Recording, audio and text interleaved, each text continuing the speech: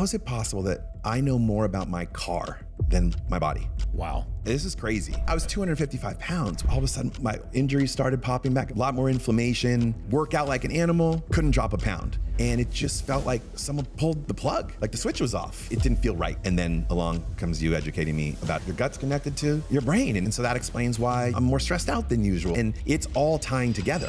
What has this shift in your health done for your career, your mental health? I start getting on the supplements and working out, lifting weights, walking. I remember where I was standing. Literally, I can go to the spot in my backyard one day when I go, oh my God, I feel totally different. Really? I'm getting goosebumps, man. I love hearing that. I don't think you have to have a mental illness to focus on your mental health. All of our lives are peaks and valleys, but I deal with things much differently because I'm like, you know what? I'm being tested right now, but I've been doing all the things to take care of myself. I'm ready for this test. I think so many of us have accepted this erosion of our baseline sense of normalcy. And we're like, okay, well, I'm supposed to have brain fog because I'm old. What would you say to those people? You talk about getting to the root cause of the problem. Instead of treating people for their ailments, you're treating people for their...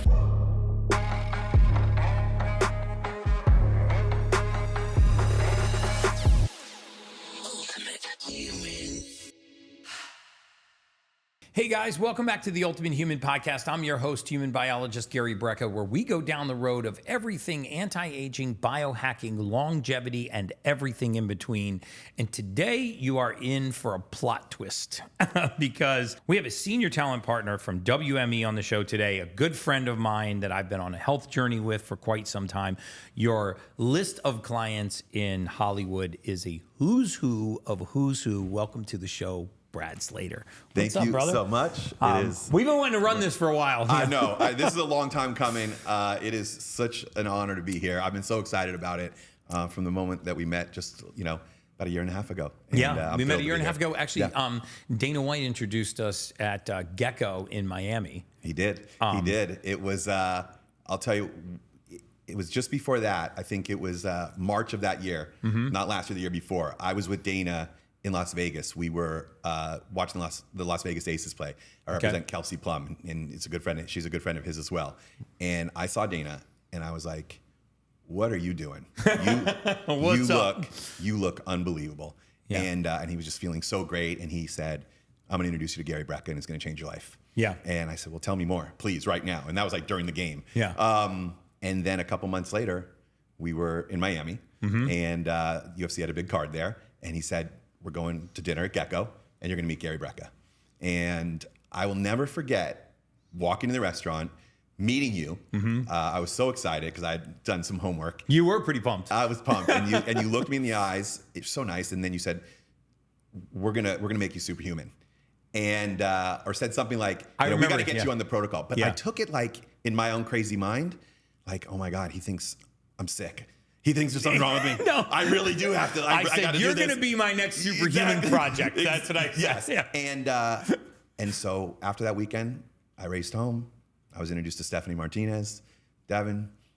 I got my blood tested. I got the genetic test. A couple weeks after that, I was hitting the ground running. But I can tell you, during that time in Miami, I remember, being with Dana and being out on a boat with Max Crosby, who I know has been on the podcast, and these guys are walking around with their shirts off, and I'm like, not me. Shirt stays on. Not around these guys. I'm like, but I'm going to get there, and I went to work, and it's been unbelievable. So you actually really did go to work. And before I even get into your background, because you are an iconic force in Hollywood and in the talent management and agency business. And I want to talk about how you climbed that ladder, because it was a very non-traditional route. I've done my homework on you too.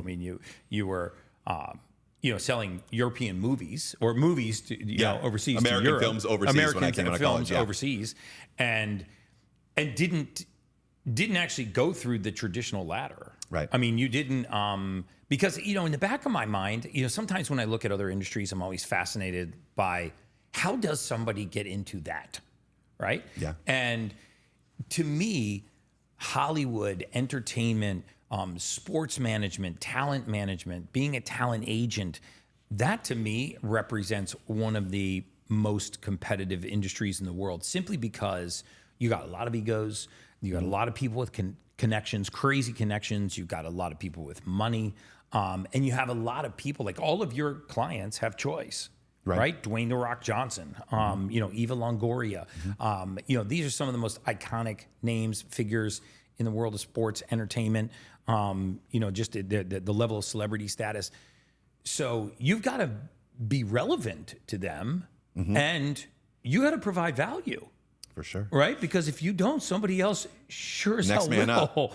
up. Absolutely. So I want to circle back around to our health journey together because it's a health podcast. But I also want to talk about your journey climbing the ladder, because to me that is fascinating, and I think it's so applicable to any other industry, whether you're an entrepreneur starting a tech company, whether you've got a passion and a purpose and you're starting out and you've got big forces against you. But talk a little bit about how you got into the talent agency world and became like literally if not one of the top talent agents in the world. Well, I appreciate that. It is an untraditional journey for me, for sure. And I think everything in my life has been untraditional. I'm actually super proud of that. Listen, I was born and raised in Los Angeles. And I know that Hollywood is kind of all around, but I had no ties to the business at all. I didn't have, my parents weren't involved in the business at all. I didn't have any family. That's the thing that fascinated me, right? Yeah. You didn't have a path to follow. Yeah, no, I really didn't. And no aunts and uncles or even friends whose parents were in the business. It just really wasn't around for me. But I always loved movies and television. I was an athlete first, and like every young guy, I thought I was going to play professional sports. That was really my dream. I was a baseball player and took it pretty far, in high school, and had some opportunities to play in college. Nothing big time, but had I wanted to go on and play, I could have done that. And decided to go to University of Arizona. I was number 2 in the country when I got there, and I was never going to play at University of Arizona, and decided I was just going to go have a great college education, or have a lot of fun too. Yeah, University of Arizona is a place to have. Let's just call it a college experience. And in my second week on campus, there was an opportunity to see a movie for free. And you remember being in college, anything for free, you're jumping on. Oh, yeah. And it was the movie Last of the Mohicans that was directed by Michael Mann and starred Daniel Day-Lewis. And I went to the movie. I was so blown away by it. I took 3 steps out of the theater. I grabbed my friend, Garrett Feldman, by the arm. I said, hey, listen, I don't know how I'm going to do it, but I'm going to be in the movie business. That was my freshman year. And so I really dedicated everything I had to learning everything I could about it. Worked really hard to get some internships in the summertime when I was home. And this was late 90s. This was 1990. I graduated in 1996, but we're talking 94, 95. Yeah, you're dating yourself. This is pre-iPhone stuff. Hey, listen, I just turned 50 years old. I'm good with it. Yeah, your first contract was with a hammer and a chisel. But you're not kidding. Listen, there was no internet. Okay. Wow. There was no email. I didn't even have a cell phone. Nobody was texting people. Right. And so if you were going to go out and try to get a job, you got to be really creative about it. And so I would spend my days, driving, delivering assistants who work for people, cookies and cakes and things like that, just so I can get my resume on their boss's desk, and getting people's fax machine numbers in their home and writing them faxes so that, that was the last thing they would check at night, the way we check our cell phones now.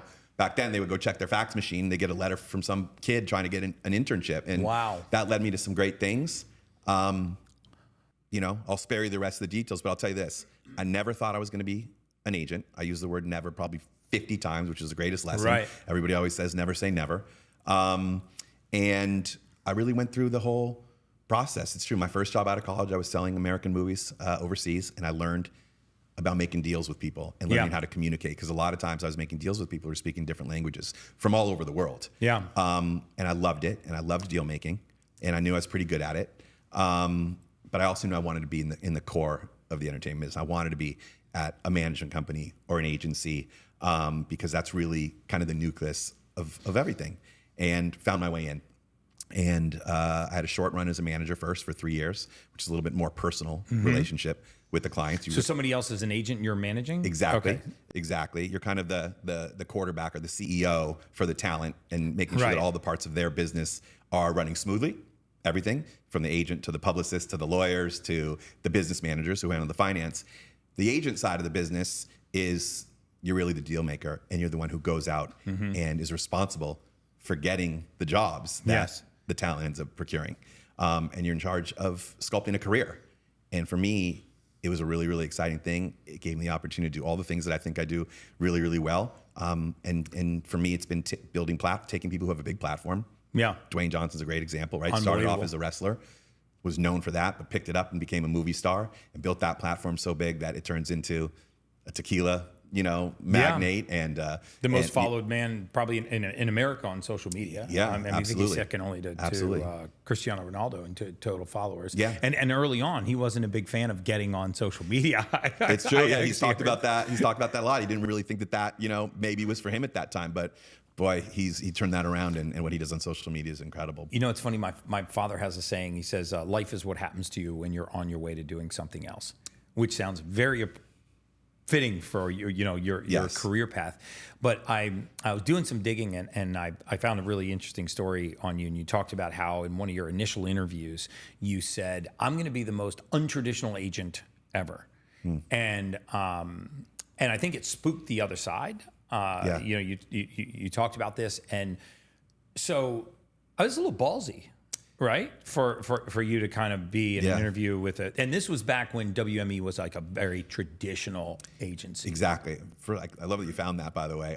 But I dug deep. It was the original William Morris agency before the merger with Endeavor. So before Ari WME. Emanuel and exactly. So this was William Morris, and it was around 2003, and I had been a manager, so I was never trained really as an agent by the book. And the old William Morris was the New York Yankees of agencies, right? It was traditional. And everybody who was running the place at the time was traditional. And that was not me. First of all, I didn't think that I could compete at the level of some people if I was just gonna go apples for apples and be traditional. I wanted to do something different. And I also learned from a legend in the business named Michael Ovitz. He was talking about personal handheld devices when I was, starting out in 1998, saying soon the world is going to feel this big because you're going to be watching television, buying things, talking to your friends, answering your emails, all on one thing in the palm of your hand. And a lot of people are like, I don't really know about that. I just want to put people in movies and TV. Yeah. And I was like, no, that's how you can create global stars. And so I think that led me on this path where I wanted to be a little bit of a trailblazer, I guess, and be like, it's okay for a movie star to be in a television commercial instead of just doing it for some obscure bank in Tokyo. It's okay for a movie star to do a television show, just to be in a TV show, right, or a reality show, or produce, or own their own business, be an entrepreneur. And that's led to a lot of great things. And I think that's a big part of what I do. Like I said, I take people who are known for one platform and then expand that thing and try to turn it into an enterprise. Yeah, and I think that you talked about how, initially there was this scarcity mindset. Like if you became too available to your audience, people actually wouldn't want to go see you in the movie theater because you wanted to drive people to the movie theater if you were representing an actor because that was the way that you got access to that talent. But your mindset was a lot different, and you embraced the technology. You even encouraged your the talent that you were working with to expand their horizons. Just like you said, maybe we should do I've heard you talk about a global credit card commercial that's going to be translated into all of these languages. Why not? And increasing the exposure. Exactly. And I think people understand and embrace that now. Obviously, social media is a vehicle. It's my vehicle. It's a vehicle for all of us to gain exposure and sort of circumvent the system and go directly to our audience. Yeah, there was a saying, I think it was Sidney Poitier who said it, I'm pretty sure. If the audience can see you Monday through Thursday, they'll never pay to see you Friday and Saturday. Right? Such an archaic mentality now. Well, I mean, in that era, I get it. That's how it was. And then that has kind of shifted. I think now it's like that's if what they Kodak don't, and Blockbuster thought. Yeah, sure. Right. And if they don't see you now Monday through Thursday, if they don't really know you and they're not invested in you and you're not totally authentic to them, then they probably won't come to see you Friday, Saturday either, or anywhere else. Yeah. So it's definitely shifted, and that's one of the great things about our business. It's always evolving, and we got to try to stay up and stay contemporary in it and keep your finger on the pulse of culture. And so, and now you got your finger on the pulse of the biggest names in the world, the Kardashians, Eva Longoria, like we just mentioned. Talk to me a little bit about how you're expanding your career I think most people watching this that don't understand how Hollywood works and don't understand how talent management agencies really work. It seems like it's a very nebulous concept to a lot of people. How do you branch from entertainment into also sports, and not only just branch into sports, but at such a high level? What is the value proposition like you're bringing to the table? I think that the worlds have merged so much between entertainment and sports. And to be clear, when I deal with athletes, I don't do any of their on court, on field, in the octagon deals. That's for them. Right. Right? That's what they do over there. I started to look at them and say, you know what? There's a large handful or a certain percentage of athletes across many different sports that have the opportunity to cross over and come out of their sport and be successful in the movie business or the television business or the brand business and endorsement business, the venture capital world. And that's kind of what you're referring to. Listen, I met Ronda Rousey when she was virtually living out of her car here in Venice Beach before there were women in the UFC. And that's how my relationship with Dana started, because when he decided to partner really with her and launch that women's division in the UFC, that was... She just literally armbarred her way through the UFC. I remember and I was around her. for every step of that, but really believed that she was so unique that there was a hole in the marketplace for somebody like her. And then that translated into some really good movies for her. Television. She's a New York Times bestselling author. She's now a screenwriter. She just adapted. Is she really? Yeah, her book, My Fight, Your Fight. She adapted into a movie, and she just wrote the script for it, and sold it recently to Netflix. And I mean, then she had the career in the WWE, and so all of those things, are incredible. And there's athletes out there that have the opportunity and the talent to cross over if they choose, to do a lot of different things outside of what they do in their day job, which is be great athletes. I got to imagine that an athlete, somebody like Ronda Rousey, has a sphere of influence around them.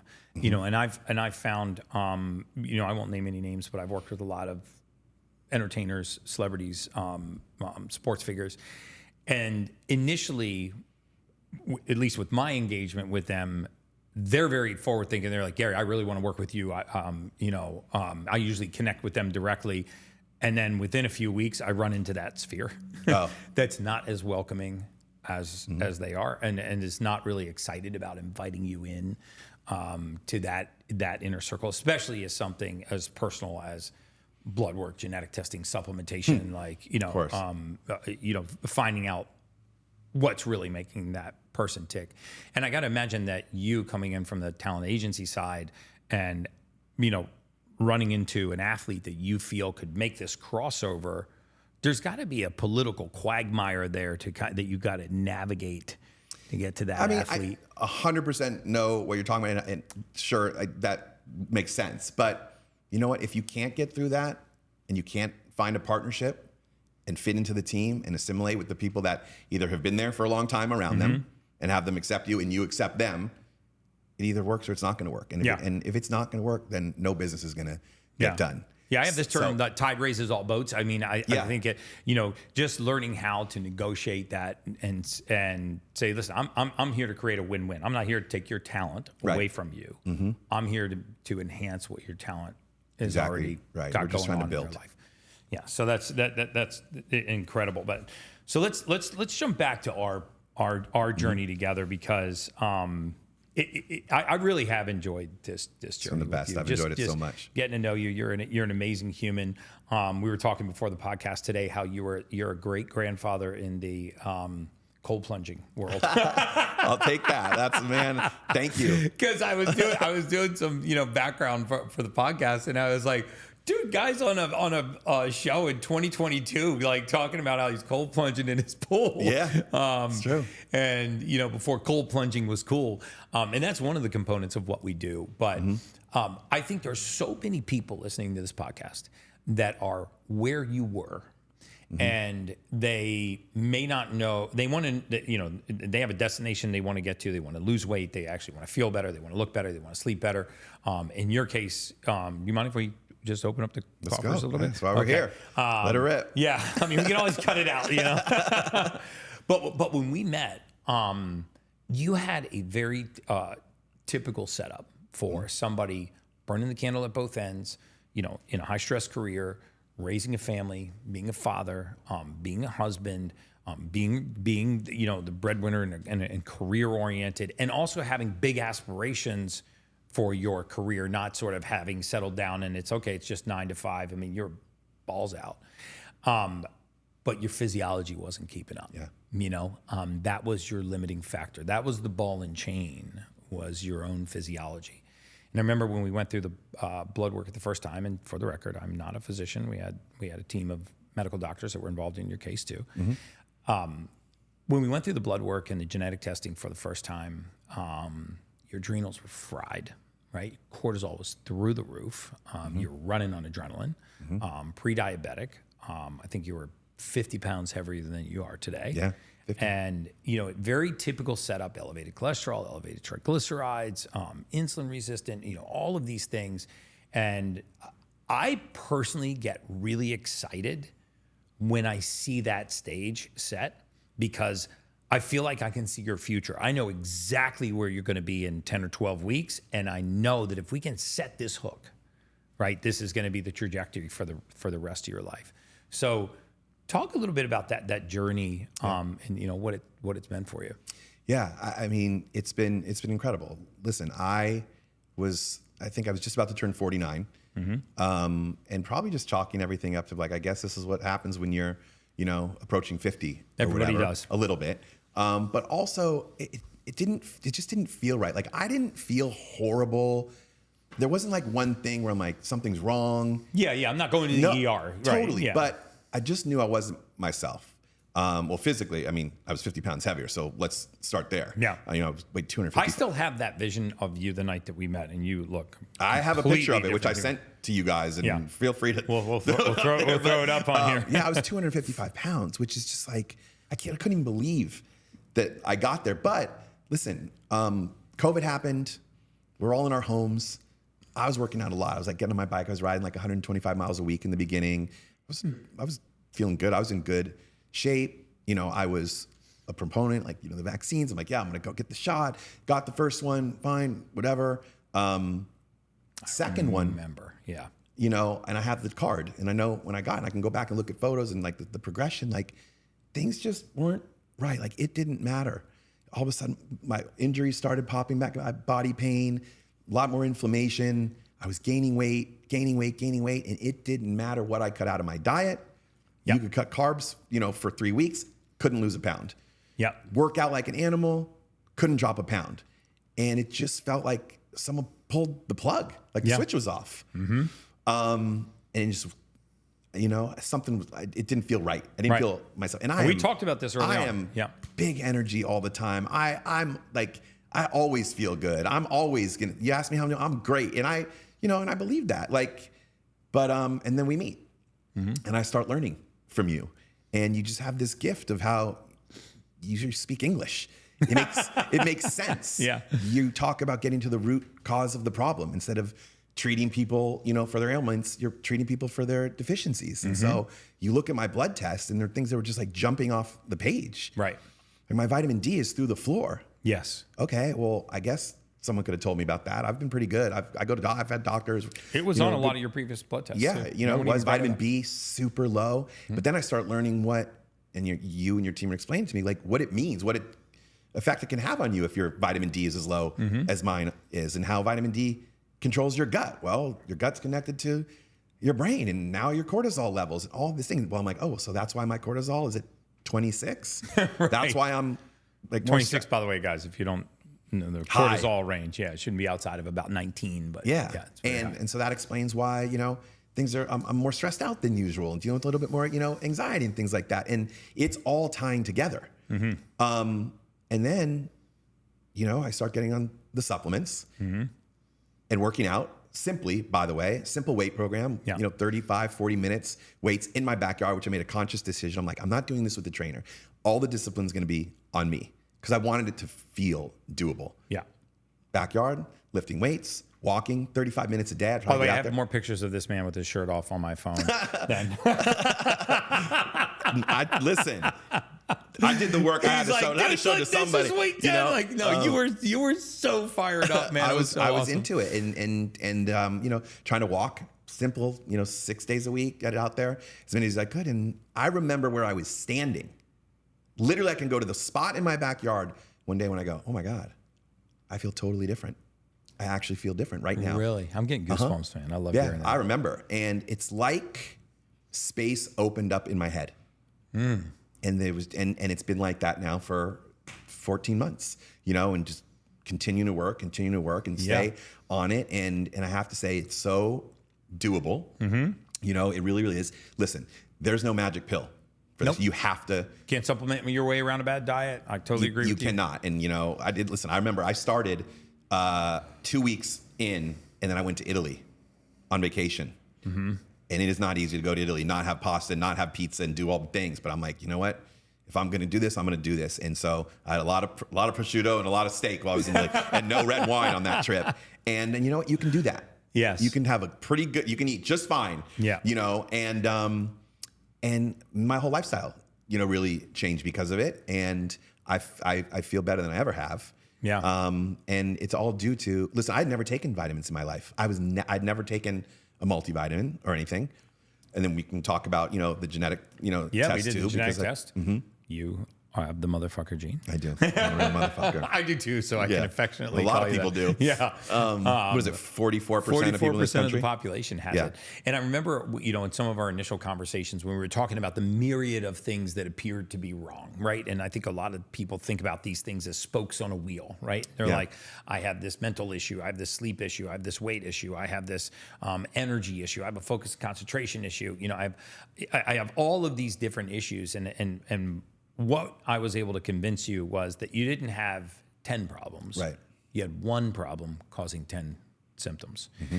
And you were so engaged in that concept, and you were like, man, that makes so much sense. It gives me so much hope. And you bought all in. I said, give me 10 weeks. Mm-hmm. And at the end of 10 weeks, if you want to go back to what you're doing, go back to what you're doing. Because I know that you're not. And we started, and every week I was getting the updates from you. I remember the update around the time you're talking about in your backyard where you had this epiphany, and then you were kind of all in. You were like, that person that found religion, you were just dedicated and all in. Want to get an extra hour of quality good sleep every single night? Let me tell you how I do it. My wife and I sleep on 8 Sleep's Pod 4 Ultra. This is a technology that fits over your mattress to cool or warm each side of the bed, giving you up to an extra hour more of quality sleep every single night.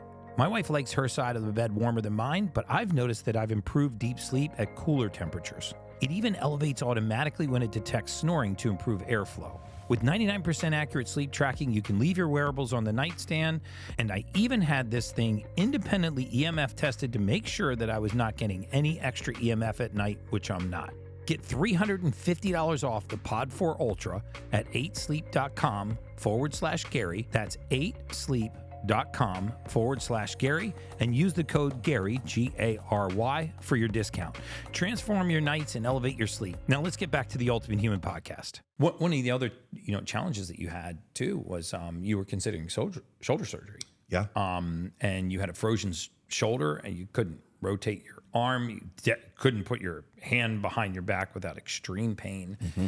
And we talked about, before having shoulder surgery, maybe one of the things we should look at are these stem cell and exosome injections. And I remember flying out here with Dr. Sarda, our clinic She's director. incredible. She's amazing. Shout out to Dr. Sarda. Yeah, for sure. She's amazing. She's a board certified OBGYN. She's delivered, I think, 9,000 babies. And she's one of those people just constantly educating herself, going to continuing education courses. She's got 2 master's degrees, but can't say enough about that woman. But I said, I'm going to fly Dr. Sarda out here, and we're going to do these, stem cell and exosome injections into the joint. She brought her ultrasound out. We started, we ultrasounded the shoulder. She put you through some orthopedic tests. But the funniest thing was, we were in your library at your house, your office. Mm-hmm. And we do the injections, in the shoulder. And then she's like, okay, now raise your arm. And I remember you could only get your arm to about here. And then you raised it straight up. Then you popped up out of the chair and you started bouncing around the room. You started tucking your hand behind your back. And she's like, no, don't overdo it. Stop. But yeah, it was listen, major epiphany for you. And my wife, and everybody knows that I can exaggerate sometimes, but let me tell you how bad my shoulder was. Years of injuries, starting with baseball. You couldn't sleep. I for 12 years straight, okay, I would wake up 3 times a night. Shoulder would be locked. My entire arm would be asleep. Had to wake up, shake it out, try to fall back asleep at least 3 times a night. Wow. reaching for the shower head. It felt on some days like it could slip out at any time. I was living through chronic pain every single day and continuing to like do jujitsu and, Muay Thai and do those things and try to find ways to train through You're the a injury. purple belt, right? Yep. What's that? You're a purple belt. I'm purple. Yeah. And so it was so brutal, and I'd seen the best of the best shoulder guys, all who told me you have to have shoulder replacement. And I was like, there's no way. I'm just not doing it. I'm not going to have shoulder replacement surgery. I'm not going to take myself out of whatever. I'm probably be terrible with the rehab because I just know that I would, and I'm not doing it. And then along, comes you educating me about exosomes, and you guys come do that at the house, series of shots, around the joint or into the joint. This is crazy. No one will probably believe it, but the first night, I think I slept through the night. Yes. I remember the text. This is almost a year ago You text the now. whole team, yeah. Just to put on like a suit jacket for me would take like 30 seconds extra just to like get my arm like in the hole normally. And listen, it didn't heal the injury. I still have the injury. It's there, but I have no pain during the day. I can move freely. I can grab my wallet now on the right side. When I put my hand on my back and lift my arm, I sleep so much better. I'm lifting more weight than I did in high school with no pain. So the quality of life because of it is so much. And by the way, chronic pain for anybody who's gone through it, like that takes its toll. Oh, it'll wear down the strongest, human beings on the planet. I've seen it. It's like that relentless sandpaper. It's like, what do they say? Like the water over the rock. Eventually the water wins, right? Yeah. I mean, the rock is just stable, but it will erode that rock. It will just erode, your willpower. Just What this it will has done break the will of the for strongest me, people. I don't even think about my shoulder during the day anymore. And there would be times I could just be sitting at my desk and be like, man, this is uncomfortable. When the weather would get cold, because obviously, arthritis and whatever. It would just, it's an amazing science. To quote you, it's just science. Yeah, it's just science. And I know it's getting more and more, data and getting more and more popular. But boy, what it's done for my situation has been a real, real game changer. And you know what's interesting about these stem cells, exosomes, is they're really just harnessing the body's ability to heal itself. I talk a lot about believing more in what God gave us than what man makes us. Meaning, if we can enhance what God gave us, if we can strengthen our immune system and let the immune system do the fight, if we can actually return our physiology back to where it's supposed to be and allow our physiology to walk our way out of this, if we can examine the body and find the deficiency and make up the deficiency. This is when magic happens in human beings, right? Absolutely. I mean, I learned from you. Sorry. Yeah, no, it happened in your case. Yeah, the shoulder. I had high blood pressure. I was on cholesterol. My cholesterol was high. Listen, poor Stephanie Martinez. I'd be taking pictures. She's our nurse, by the way. She's another. I love taking my blood pressure. I do it every single morning, and I'm like always screenshotting and sending. Look at this to me. But that I think is a direct result of the vitamin D being back up. Obviously, the weight coming off. Yeah. Too, but I'm not on blood pressure. No medication anymore. This is so awesome, man. I'm not on it. I literally, and I monitor it daily. I'm not talking like 3 times every single day, just kind of for sport, but also just to to see. It's great, incentive to keep on this. And I remember, program. and for the record, I don't take people off of blood pressure medication. The clinical team does, but I remember when there's always this point where people start getting on the supplements for deficiency. Very often they have high levels of homocysteine, which you actually did have. And when they have high levels of homocysteine, there's a correlation to these vascular spasms, the clamping down of the arteries. I think a lot of people don't realize that about 70% of our circulation is not actually done by the heart. It's done by an activity called vasomotor, and like a snake swallowing a mouse. And when this vasomotor activity is compromised, when you make the pipes smaller in a fixed system, pressure goes up. So as we relax those, and again, if you don't mind, I'll just talk about some of the supplements you were on. I mean, they're everyday supplements, resveratrol. Buy them all, most of them off Amazon. Not that, but resveratrol, trimethylglycine, which is an amino acid that the clinical team put you on. I remember watching your cortisol levels start falling, your triglyceride, the measure of your blood fat, start to fall. I remember watching your homocysteine plummet from the high double digits into the low single digits.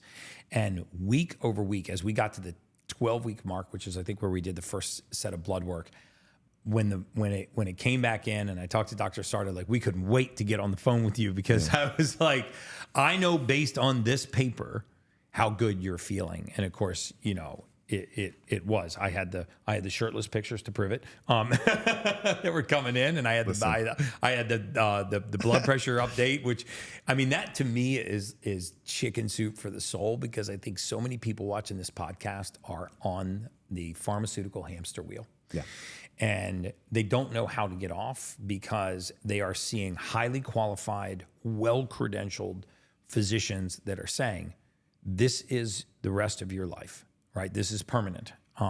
You have this genetically inherited condition. You have this familial disease. Yeah. And once you accept that, then you accept that you need to be on a lifetime of medication, which you didn't. No. Yeah. And I think it's just so, to me, what's so cool is that, you know, most of the stuff, like you said, is either vitamins and supplements that I'm getting from you guys, because they're great, or I'm buying on Amazon. Yeah. No chemicals, no synthetics, no pharmaceuticals. And you know, we are in this world. Hey, yo, you feel it? Take this. You feel like, and I'm talking about friends, not even just like doctors. Yo, you should take this. I take it. Well, what's good for you might not be good for me. Right. You know, the folic acid thing is very real. Yeah. Listen, I get so hammered by that. You know, there's so many doctors on social media that are like, he's fear-mongering folic acid. Folic acid is not bad for anybody. Folic acid is a man-made chemical that doesn't exist in nature. It does not exist anywhere on the surface of the earth. And it is simple to get out of your diet. And if you have the MTHFR gene mutation, which you do, and 44% of the people watching this podcast have, just try it. Don't even take my word for it. Right? This is not a difficult experiment. Get the fortified or enriched foods out of your life for 1 week. Yep. This isn't even like a hardcore dogmatic diet. You know, it's not vegan, vegetarian, paleo, keto, you know, pescatarian. This is just get the fortified or enriched foods out of your diet for a week. I have moms and dads literally all over the world. Like, I'll walk through an airport now, or I'll get on a commercial flight, or I'll go to a restaurant, and somebody was always coming up to me going, oh my God, Gary, I didn't do your test. I haven't done your blood work. I've never done anything with your clinical team, but I watched this podcast, strip folic acid out of my kids' diet and out of my diet. My kids are not a full contact sport to get them in the car to go to school in the morning. And I remember you talking about the mental clarity and everything. And I want to, you know, sort of shift that direction now. Like, what has this shift in your health done for your career, your mental health? And, you know, I know that mental health is on the forefront of so many people's minds right now. I think very often they feel trapped. They don't realize that what they're putting in their bodies can actually cause the conditions that they're facing upstairs. It's always interesting to me how a lot of modern medicine will look at this being completely separate from this. You know, it's almost like this is over here, not connected to the rest of this.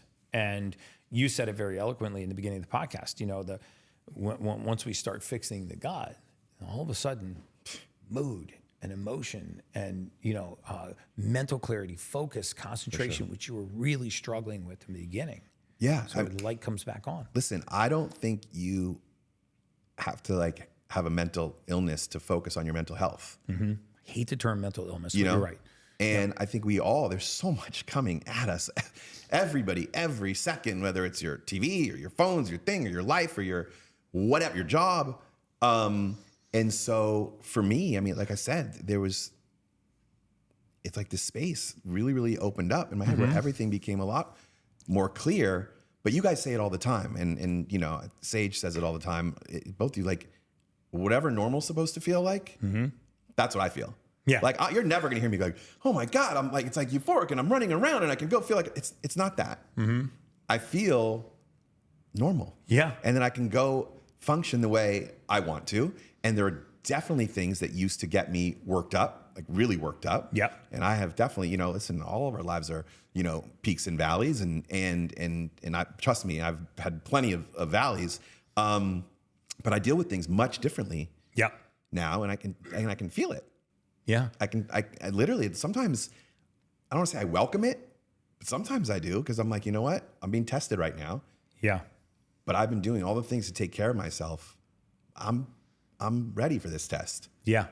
I'm good to go. Okay, let's go. Yeah. You know, and so Meaning like when those stressors come into your life I'm and you're okay. like, okay, this situation is not working out the way that I wanted to, but I actually have the mental fortitude to get through this, and I'm going to problem solve rather than lose my cool. Yeah, I feel a lot more confident in those type of situations, knowing that I've been working really hard to take care of myself, and it's I think it's important. Yeah.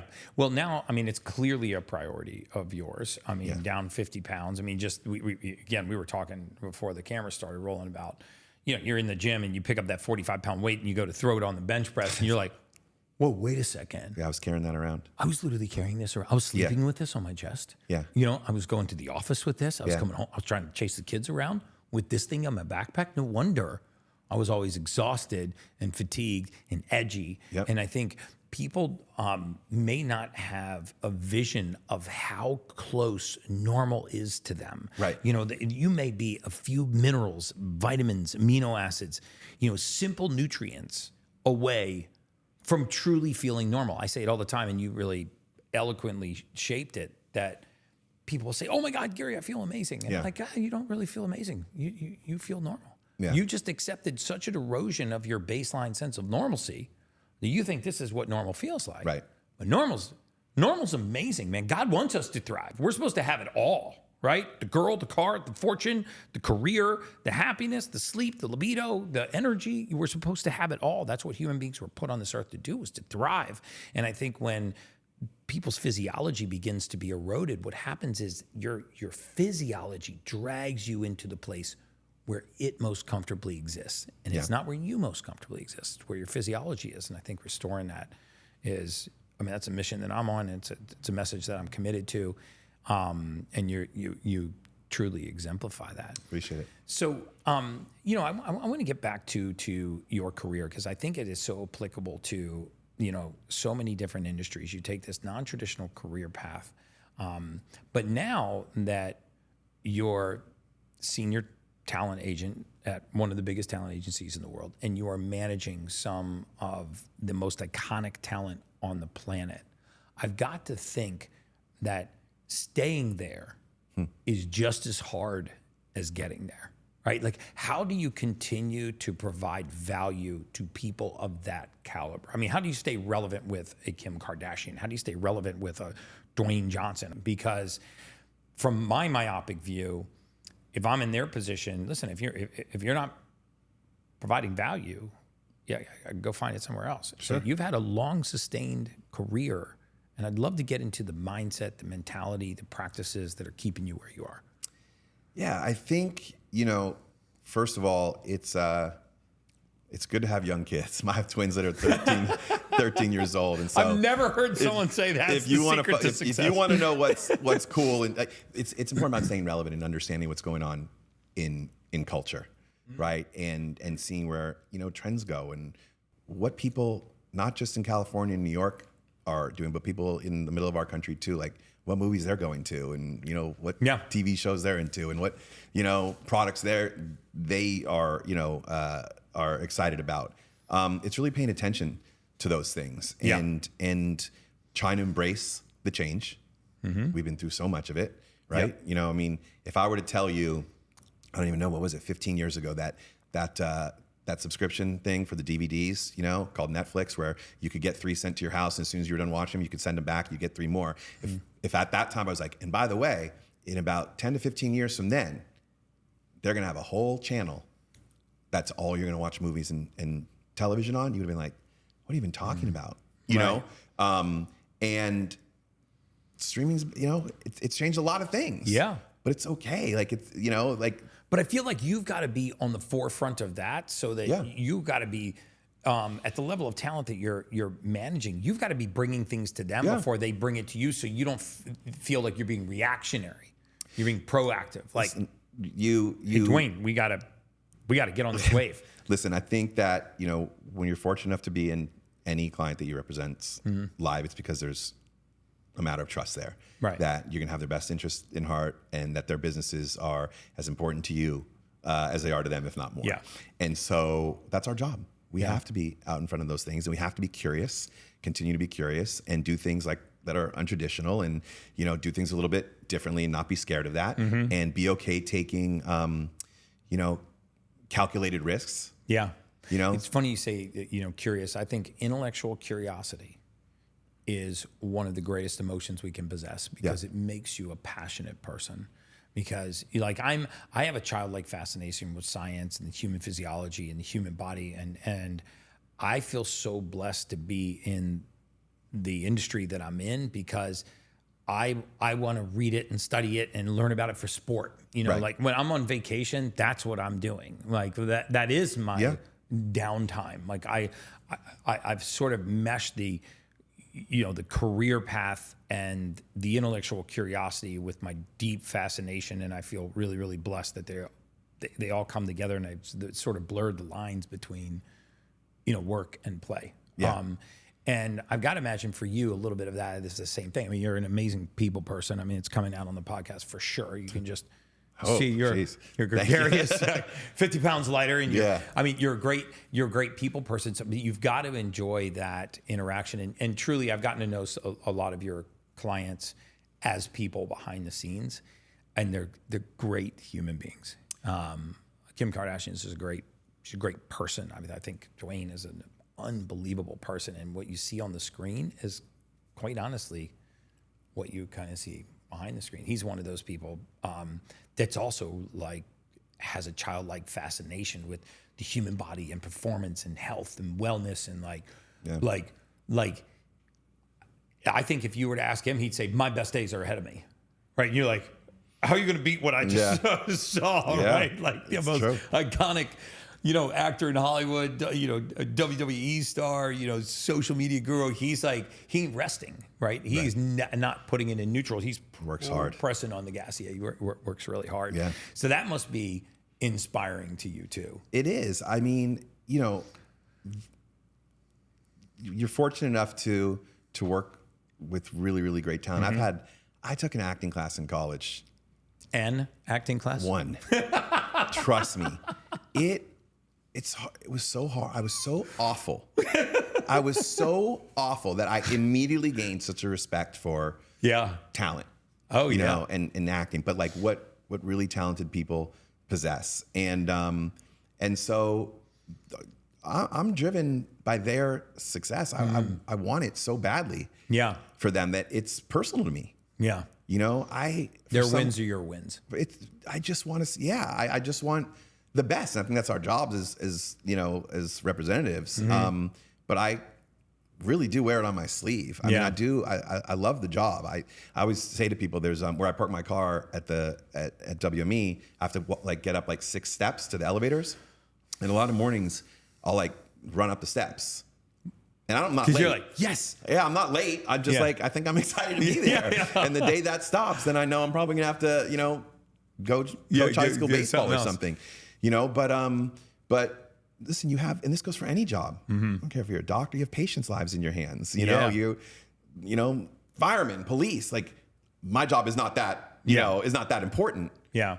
But I am responsible for people's livelihood, for their careers. Yeah. So I take that seriously. Yeah, the passion. And so it's my job to stay up on things and try to get the best opportunities that I can bring them all the time. We do our best at that. And you obviously don't win every single time out, like anything in life. What do you think makes the difference between a good actor and a great actor, or a good entertainer and a great entertainer? I mean, you've been around a lot of greatness, right? I mean, I think I talk about this all the time with athletes, with celebrities, with scientists, with career entrepreneurs. I think anybody could be great once, right? There used to be a show in Hollywood called Where Are They Now? Or The One Hit Wonders, and you're like, oh, I remember that song. And then you're like, what did happen to that person? Oh, they're homeless behind a dumpster at Walmart. And what do you think keeps some of these people on the top of their game? What makes great talent? I think they're extraordinary hard workers.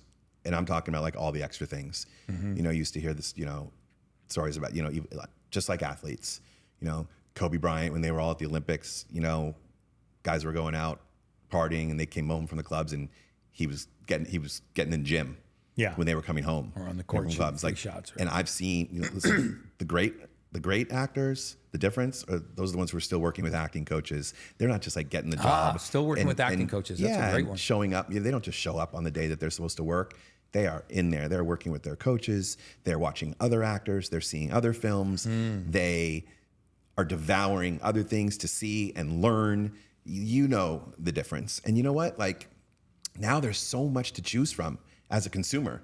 You can turn on any, you know, you can go to the movies, you can turn on any platform, anything. You can catch something you want to see pretty much anywhere. So back, you know, 10 years ago, good was good enough. I don't think that just being good gets you there anymore. Yeah. Now you got to be great to keep going great. and do all of those things. Yeah. You know, you have to be great all the time. And that's hard. But it's all the things that we're talking about. Trust me, they're not great if they're not taking care of themselves. Yeah. All the time, most likely. You know, if they're not working on their health and their mental health and all those things. And you see what you're doing playing into the lives of a lot of athletes and entertainers and all these people who are like, I need that. I can't tell you how many. Yesterday, I'm at lunch with somebody. He's like, tell me more, you know, tell me more. Tell me everything. Yeah. And I'm telling him about you. He's like, I need to meet him. I've been feeling this, and I've been, you know, I'm not. Yeah. I need something. I gotta get better. Well, I gotta get my healthier. Next superhuman project right there. We'll talk There about you it go. after the podcast. There you go. But it happens all the time, you know, and that's, you got to work. Talk a little bit about your how your day has changed. Like, what are some of your favorite biohacking devices? I love the fact that you're in the cold plunge. Some of your favorite biohacking devices. What's a typical day for Brad Slater look like now that was not a typical day for you? I love that you're asking. We didn't prepare these questions before the podcast, just FYI. You know, it's funny. I think I just saw Dana say it recently, and he might have said it on your, like, he loves getting up in the morning. Like, he can't wait to get up. Dude, I'm the same way. My wife, not so much. I am up at 5 now, happily. Wow. I'll go downstairs, let the dogs out, grab coffee first. I know you don't get the coffee first. I think I'll you wait a little bit, but that's fine. I go coffee, water, supplements. You're doing the Baja Gold. You're doing perfect aminos. You got the hydrogen water bottle. Yep. You're all in. Yeah, dude, I left my hydrogen water bottle on a plane. I'm going to give you this one right here. I'm so grateful. Right? That's what you get for coming on today. I need it. I left it recently. I was really, really sad. It was. I might as well. I would have been happier if I left my luggage. You know, the sad thing is when they cleaned that plane, they threw it away because they looked at that and they were like, I don't know what that is. I know. Seriously, you could have lost my luggage and I would have been less upset than missing my water bottle. That's the truth. That's awesome. But PEMF immediately for 25 minutes. The PMF. And then right into my infrared sauna that has a red light kind of tower in it. Yeah. So I'll turn on the red light first while the sauna is heating up. So I'll do 25 minutes with the red light, and then by the time that turns off, sauna is at 170 or something like that. So I'm in there for like another 25 minutes, 30 minutes, you know, whatever. Sweat on, raising your body temperature. And then immediately out, cold plunge. The day. And then, so usually I keep it at 45 degrees. Yep. 45, and I'll do that for most days 3 minutes, and then sometimes I'll just do 6, just because.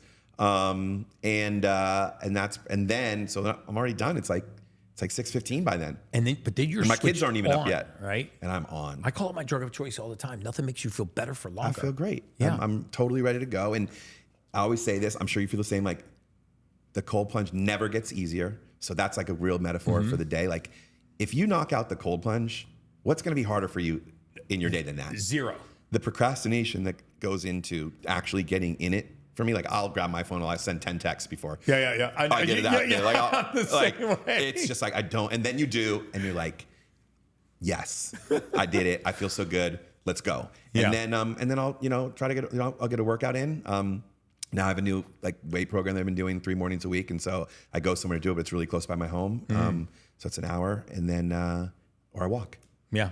I love that, man. Race. It's the importance of self-care. Some people say, oh, that's just being selfish. I'm like, well, putting yourself first is actually being very selfless, because, I'm sure, and I don't want to put words in your mouth, you feel that you are a better father. You probably feel that you are better able to serve your clients. You're probably a better partner. I mean, it touches every sphere of your life. Yeah. I think, and listen, by no means perfect, obviously. And, All of us. I think Majorly flawed. I would hope that my kids say, he has been better since he's been doing this. So, I'm trying bad days. But, and my wife, who has to put up with me all the time. Now she's, Kara's such a saint, and she's just started with you as well, which is so great. She's on the journey now too. Exactly. We can't just have one superhuman in the house, man. No, come on. But no, I think it does. I think there's ripple effects everywhere, right? It's like that thing. You drop a pebble in the ocean, and goes out everywhere. Yeah. And so what you've got to start adding to your morning routine is waking your spouse up with the ice cold fingers out of the cold plunge. It's I don't even. Wonders for a marriage. I've been trying to get her in the cold, just to get in the cold plunge. Really? We'll get there. That's a goal of mine. Well, I mean, Sage is thin, and she fought it for a long time, and now it's like her favorite thing. She had an L5S1 fusion right when we first started dating years ago, and depending on how she sleeps or what kind of bed she sleeps in, it does flares up and causes her a lot of pain. So now she's addicted to the cold plunge because sometimes even 30 seconds or a minute before we go to bed. And she's very thin framed, and she gets down in there and soaks that part of her body and lets the temperature cool down and gets the blood flowing. And then she sleeps so much. The effects that there's so many different things that the cold plunge can help with. It's unbelievable day to day. I mean, but the most fun for me is honestly, you find me a person, I don't care what kind of mood they're in before they go in, but after is still in a bad mood. Yes, it's so true. I always say that. You could be in a bad mood going in. You're never in a bad mood getting out. You can't. You can't be. You cannot. You cannot get out and say, I am so I'm pissed. Angry about this, right? It's isn't there? I think you said it. You can't ever wake up. You can't wake up laughing. Yeah, you can't wake up laughing. Can't come out of a cold plunge pissed. I like that. Dude, I'm going to adopt that now. Can't come out of a cold plunge piss. You heard it here first. It's yours. It's fine. We can have a shirt. We can have shirts made.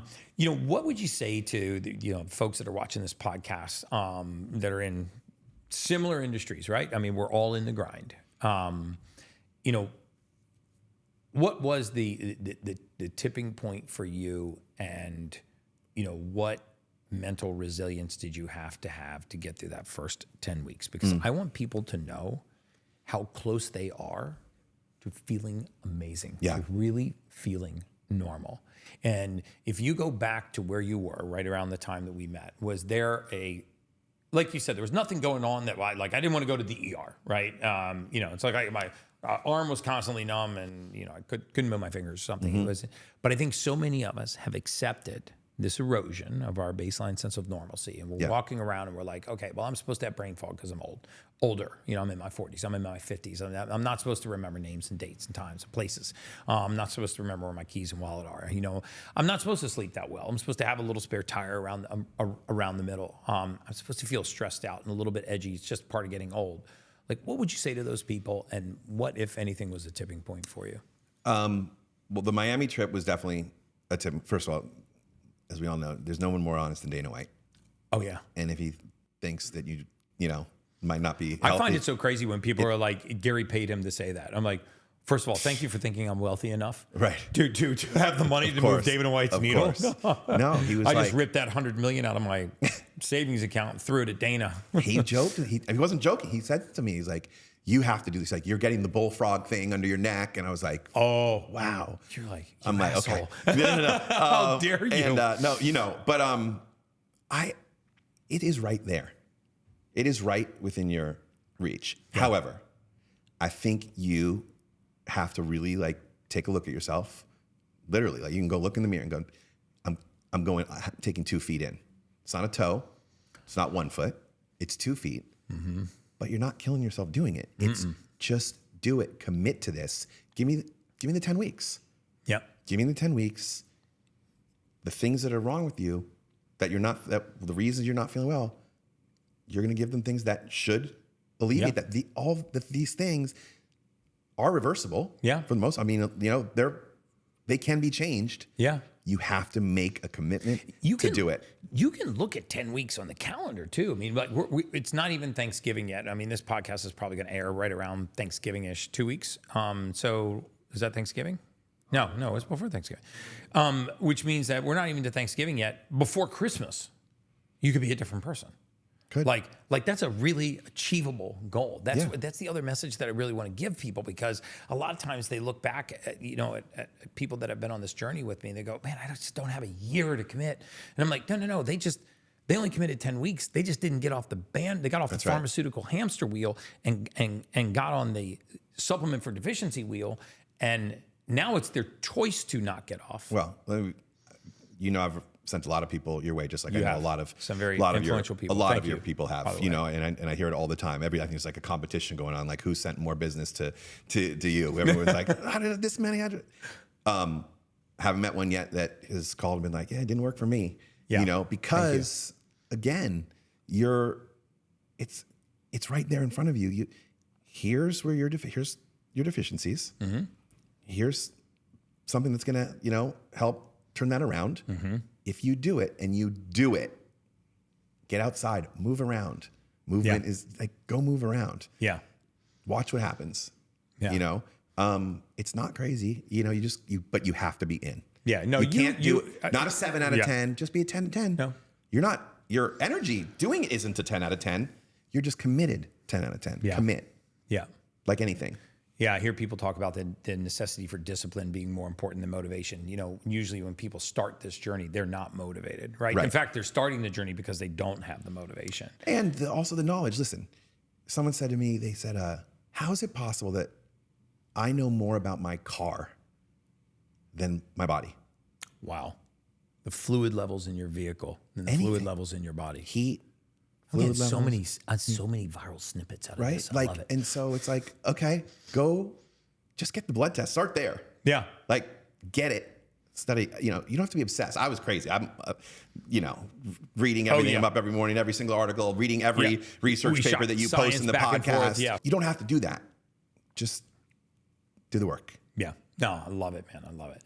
So first of all, this has been amazing. I want to have you back on the podcast, and when we're ready, because I want to keep checking in on this journey. I'm due for blood tests, so I'll be hounding you and Stephanie and let's do it while we're here. We got a nurse. I split it. We got a nurse here at the Airbnb. Let's go. By the way, we're at an Airbnb in LA for my birthday. My birthday is tomorrow, September 21st. Oh my goodness! But so you're like my birthday podcast. Happy birthday. I love just checking in from time to time on these journeys. But I sort of bring every podcast to a close by asking all my guests the same question. There's no right or wrong answer to this question, and that is, what does it mean to you to be an ultimate human? I think to me, it's how much can you give of yourself to get the best from others. I love. Wow. I really love helping people. And I think I get to do that every day in my job. Mm-hmm. I think that I've been lucky to be in a position that I can help people. Mm-hmm. Whatever help needs. It could be the smallest thing to a big thing. But I love that. And so how can I, to be an ultimate human, it means a lot. I mean, it's not just health. It's what kind of person you are, and I try really, really hard. I've always wanted to be successful, but I always wanted to be a good person too. And I wouldn't trade the other one without the other. I got to say that you are a living embodiment of that, because I've never asked you, but you have voluntarily referred to me some of the most influential clients I've ever worked with. And I appreciate that endorsement, because the greatest, possession that you have is your reputation and your relationships, and you've exposed a lot of those to me and put your reputation on the line for me. So I just want to publicly thank you for that. Well, I mean, it's easy, first of all, because one of the things I've loved about getting to know you is that, first of all, you've never pushed anything on me. You've never sold anything to me ever. Mm-hmm. But, I think that's really important. And I've also never heard you say a bad thing about anybody. Thank you. Yeah. I don't believe that. And I'm talking about other people in your field. Yeah. And I don't believe in the adage that I'm good because everybody else is bad. A lot of my peers do, but I think it's funny. Even some of the guys that attack me, make a career out of attacking me online. I look at them and I'm like, you know what? I actually don't think that guy's a bad guy. You know, he's not a scumbag and a liar and a fraud and a cheat. I think he's misguided in a way that, you know, he's building his career because he's or she is, you know, saying they're great because this person's bad. But I also try to find things in those people that are like, hey, we're actually both trying to do the same thing out in the world, trying to make the world a better place. So I try not to attack them either. But dude, you're a special person, man, and I appreciate you coming on and sharing your story and being vulnerable, because this is going to be the tipping point for somebody that's watching this podcast right now. And if it is, guys, just commit. You don't even have to do it with me. You don't have to do it with 10X Health or the Ultimate Human. Just make that commitment to get some data on your body, some blood work, some genetic testing, start supplementing for deficiency, not just the sake of supplementing, and see where it goes. Got to do it. Right? You owe it to yourself. You got to do that. Do that. Just do that one thing. Yeah. Go from there. Awesome, man. Brad, thanks so much, brother. You're a legend. Thank you for coming on. You got to duck under the microphone there. Sorry. This is amazing. We will have Brad back on the podcast. We're going to check in on him in a couple of months. But as always, guys, that's just science.